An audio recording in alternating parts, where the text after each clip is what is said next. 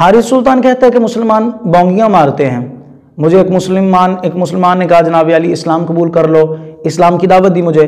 تو جب اس نے مجھے اسلام کی دعوت دی تو میں نے اسے آگے سے کہا کہ یار تم مجھے اس اسلام کی دعوت دیتے ہو جس اسلام کے اندر جناب علی تمہارے نبی نے کہا تھا کہ جاؤ جا کر اونٹوں کا جو ہے وہ پیشاب پیو.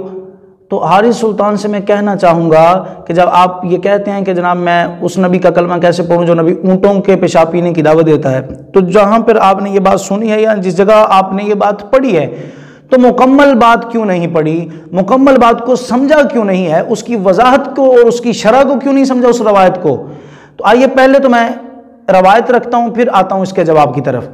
روایت یہ ہے کہ بخاری شریف کے اندر حدیث پاک ہے کہ آقا کریم علیہ السلام کی پاک بارگاہ عالیہ میں بنو قبیلہ عقل کے کچھ لوگ حاضر ہوئے. قبیلہ عقل کے کچھ لوگوں نے آ کر دعوت اسلام قبول کی اور وہ مسلمان ہو گئے.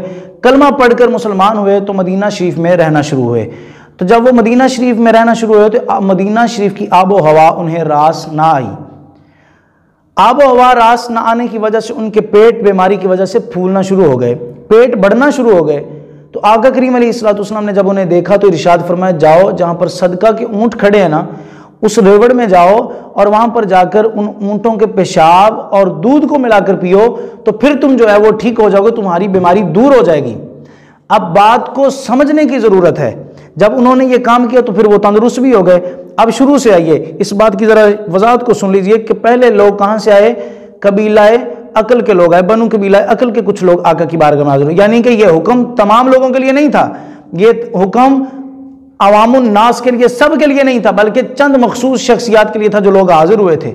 پھر کس لیے تھا؟ اس لیے کہ وہ بیمار ہو چکے تھے، بیماری کی وجہ سے یہ حکم دیا گیا تھا. اب آپ حضرات مجھے بتائیے کہ اگر کسی شخص کو کتا کاٹ لے تو 14 ٹیکے اس کے کاٹنے سے پہلے تو نہیں نہ لگتے، 14 ٹیکے اس کو کاٹنے کے بعد لگتے ہیں. اسی طرح اگر کسی شخص کے سر کے اندر درد ہے تو پھر وہ گولی کھائے گا، پھر پیناڈول لے گا نا. علت ہوگی تو معلول ہوگا، ایسا ہوتا نہیں ہے کہ علت نہ ہو تو معلول پایا جائے، ٹھیک ہے نا.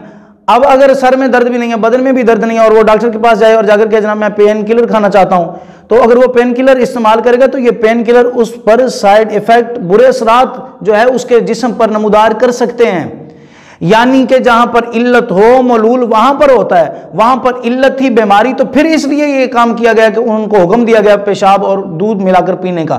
ہر جگہ تو یہ حکم نہیں دیا گیا اور آپ نے کہا جناب نہیں یہ تو سب کے لیے حکم ہے، یہ تو سب ایسا کریں تو پھر مسلمان بنتے ہیں. تو خدا را عقل کے ناخن لیجئے، عقل کے ہوش کیجئے، آپ اپنی ہوش کو اور عقل کو زندہ کر کے بات کیجئے کہ میں کہہ کیا رہا ہوں، سن کیا رہا ہوں، بول کیا رہا ہوں.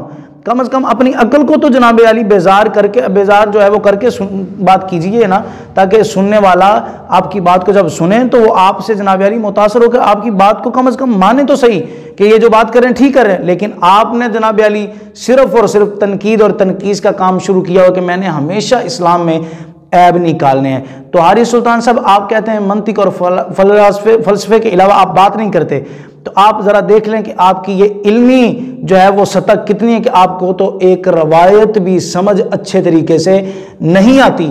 خدا را اگر آپ نے کچھ سمجھنا ہے، کچھ بولنا ہوتا ہے سوشل میڈیا پر تو سوشل میڈیا پر بولنے سے قبل چیز کو اچھی طرح سے سمجھئے تو پھر بولیے. اور میں یہ بھی یہاں پر گزارش کرنا چاہوں گا کہ اسلام کو تنقید اور تنقیص کا جو ہے وہ نشانہ بنانے سے پہلے آپ اسلام کی آئیڈیل شخصیات کو دیکھیے. اسلام کی سب سے بڑی جو آئیڈیل شخصیت ہے وہ ہمارے آقا کریم علیہ السلام کی ذات اقدس ہے.